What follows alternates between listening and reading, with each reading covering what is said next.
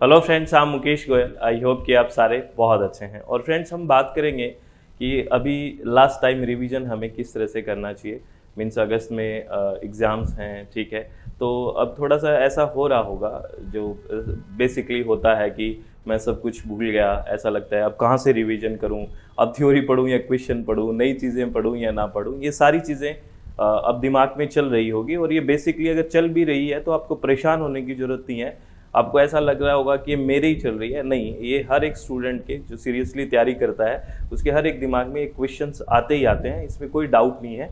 और जिसके बिल्कुल नहीं आ रहा डाउट, थोड़ा कोई भी दिक्कत में, तो उसकी तैयारी में भी दिक्कत हो सकती है। क्योंकि देखो, फिक्र तो होती है जब आप तैयारी करते हो, तो इसमें कोई दोहराई की बात नहीं है। थोड़ी बहुत टेंशन होना जायज़ है। तो इस टेंशन को इतना भी नहीं बढ़ने देना कि हमारी तैयारी है वो इफ़ेक्ट हो जाए, प्रभावित हो जाए। इस तरह से हमें नहीं करना है। तो क्या करना चाहिए इसके लिए? सबसे बेस्ट तरीका क्या है, मैं आपको, ये मेरे व्यक्तिगत विचार हैं, पर्सनल विचार हैं। आप बस इतना ध्यान रखें कि ज़्यादा ये कोशिश ना करें कि नई चीज़ें पढ़ें। तो नई चीज़ें मेरे हिसाब से अब पढ़ने का समय नहीं है। ख़ासकर वो नई चीज़ें जो आपको पहले समझ में नहीं आई थी और अब फिर कोशिश कर रहे हो उनको समझने की। तो मुझे नहीं लगता कि इतना जल्दी वो चीज़ें आपको समझ में अब आएगी, क्योंकि अब माइंड प्रेशर में भी है, थोड़ा सा ऐसा प्रॉब्लम हो सकती है। तो आपने जो चीज़ें पढ़ रखी है ना, ऐसा नहीं होता। मेरा ये मानना है कि ऐसा थोड़ी है कि आप 100% आपको सारा ही सिलेबस आना चाहिए, है ना। क्योंकि आप कट ऑफ देखोगे, आप अपने अपने पेपर के आप कट ऑफ तो पता ही होती होगी आपको कि कितनी जीआरएफ की जाती है, कितनी नेट की जाती है। 100% तो किसी की जाती नहीं है ना, बहुत नीचे ही आ जाती है, 70 के आसपास हो जाती है। तो इस तरह की कट ऑफ है और आप अपने अपने सब्जेक्ट के अकॉर्डिंग कट ऑफ देख भी सकते हो। सब पता रहती है कि जब आप तैयारी कर रहे हो तो ये बात तो पता ही होगी। तो अगर आपका एक आधी यूनिट थोड़ी बहुत ऐसे बेकार हो रही है या नहीं समझ आ रही, तो मेरा मानना है कि उसको बेहतर है कि आप छोड़ दें, ठीक है। अब चीज़ों को समेटने की कोशिश करें। जो चीज़ें बहुत फैली हुई है उनको समेटें कैसे? जो आपने हैंड रिटन नोट्स बनाए होंगे या फिर किसी नोट से पढ़ा है, कुछ अंडरलाइन किया है, कुछ इंपॉर्टेंट चीज़ें सेलेक्ट की है, उनको 2 या 3 बार रिवाइज करने की पूरी कोशिश करें, ठीक है। जो चीज़ें पढ़ रखी है, चाहे आपने हैंड रिटन नोट्स बना रखे हों, ठीक है, चाहे आपने किसी नोट्स से पढ़े हों, अंडरलाइन कर रखे हो, किसी बुक से पढ़े हों, तो उनको एक बार समेट लीजिए, ठीक है। क्योंकि अब अगर चीज़ें समेटी नहीं तो बिखराव हो जाएगा और एक कॉन्फिडेंस जो ज़रूरत होती है एग्ज़ाम में एंटर करने के लिए, वो कॉन्फिडेंस नहीं आएगा और सारा खेल अब कॉन्फिडेंस का रहा है। अब मेरा ये भी मानना है कि आप ये मत सोचिए कि अब नई तैयारी हो जाएगी। तैयारी आपकी हो चुकी है, बहुत बेहतर है। अगर इतने दिन से पढ़ रहे हो तो तैयारी हो चुकी है। ये टाइम है थोड़ा कॉन्फिडेंस को देने का, ये बूस्टअप करने का टाइम है। तो ऐसे समेटिए चीज़ों को। जैसे पेपर 1 की बात करूँ तो पेपर 1 में क्या क्या आपने पढ़ रखा है, उस चीज़ों को वापस रिवाइज करें, है ना। और कोशिश करें कि डेली पेपर 1 और पेपर 2 को डेली पढ़ें। ऐसे नहीं कि मैं 2 दिन पेपर 1 का रिवीजन कर लूँ फिर पेपर 2 का कर लूँ, इस तरह से नहीं। जैसे मॉर्निंग और इवनिंग सेशन आप डिवाइड कर सकते हो। मान लो मॉर्निंग में मैंने कहा कि पेपर 2 पढ़ूंगे या पढ़ूंगा और इवनिंग में पेपर 1। तो इस तरह से, जिस तरह से एक दिन को डिवाइड कर सकते हो, ये ज़्यादा बेहतर रहेगा। क्योंकि अगर एक लंबा पीरियड 2 दिन ये पढ़ूंगा फिर 2 दिन ये, तो फिर वो पीछे वाला हम भूल जाएंगे। तो दोनों को साथ लेके रिवाइज करना है। और अपनी टेबल जो है ना, इस टेबल पे सारे नोट्स, चाहे वो पेपर 1 हो चाहे पेपर 2, जो जो चीज़ें पढ़ी हो वो एक टेबल पे होनी चाहिए। अब ये बात ध्यान से सुनना, एक टेबल पे ही होना चाहिए पूरा नोट्स, पेपर 1 का भी और पेपर 2 का। सर इतनी बड़ी टेबल तो नहीं है, अरे कोई नहीं, थोड़ा बेड पे रख दो वो, ठीक है।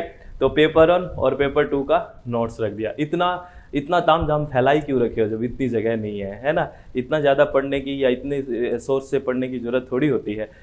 चलो, पेपर 1 और पेपर 2 के नोट्स आपने रख लिए। अब क्या करना है, जो आप एक बार बैठिए और डिसाइड करिए कि मुझे, है ना, 4 दिन में एक बार पूरा रिवीजन लेना है, 3 दिन में पूरा रिवीजन पेपर 1 का लेना है और 4 दिन में पूरा रिवीजन पेपर 2 का लेना है। 7, यानी कि टोटल 4 दिन में दोनों का हो गया। ऐसे फिर 4 दिन, फिर ऐसे 10-12 दिन में 3 बार फिर रिवीजन हो जाएगा। और एक काम विशेष रूप से आप ध्यान रखें फ्रेंड्स, वो ये कि पेपर 1 के नोट्स और पेपर 2 के जो भी नोट्स, का मतलब ये है जहाँ से आपने पढ़ाई करी है, उनके सारों के पेज पलटते रहिए। सब नज़रें गड़ा के पेज पलटना है, चाहे पढ़ो ना, पेज पलटियो। शाम को सोते टाइम, रात को सोते टाइम 10 मिनट पेपर 1 के पेज पलटिए। और हो सकता है सारे पेज पलटने में 15 मिनट आपको पेपर 2 के लग जाएं, 20 मिनट लग जाएं। वो बस सिर्फ पेज पलटने हैं। अब आपको लगेगा ऐसा क्या हो जाएगा सर पेज पलटने में, मैं आपसे 20-30 मिनट ही तो मांग रहा हूँ, ज़्यादा तो नहीं मांग रहा। पेज पलटने से अपने दिमाग में वापस वो चीज़ें अपने आप चली जाएगी जो इंपॉर्टेंट है। अपने आप दिमाग उसको रीड कर लेगा। तो इतना काम करिए, डेली सोने से पहले याद रखें कि एक बार पूरा पेपर 1 के जो स्टडी मटेरियल है और पेपर 2 का जो स्टडी मटेरियल है उसका पूरा का पूरा पेज पलटिए, पूरा का पूरा 20 मिनट 30 मिनट का समय लगेगा, सारे एक एक पेज को देखिए, बहुत ही अच्छा रिजल्ट आने की इसकी संभावना रहती है फ्रेंड्स। इतना काम आप प्लीज़ कर लीजिए, पेपर 1 और पेपर 2 को साथ लेके चलिए। और आपको क्वेश्चंस अगर 5-10 क्वेश्चन डेली, 5-10 क्वेश्चन पेपर 1 के, 5-10 क्वेश्चन पेपर 2 के, इस तरह से 10 क्वेश्चन डेली निकालिए। ऑब्जेक्टिविटी माइंड में होनी चाहिए। तो जैसे आपने पेपर 2 का कोई टॉपिक पढ़ा तो देख लिया ये क्वेश्चन आ रहे हैं, अब बहुत ज़्यादा टफ क्वेश्चंस भी नहीं करने हैं।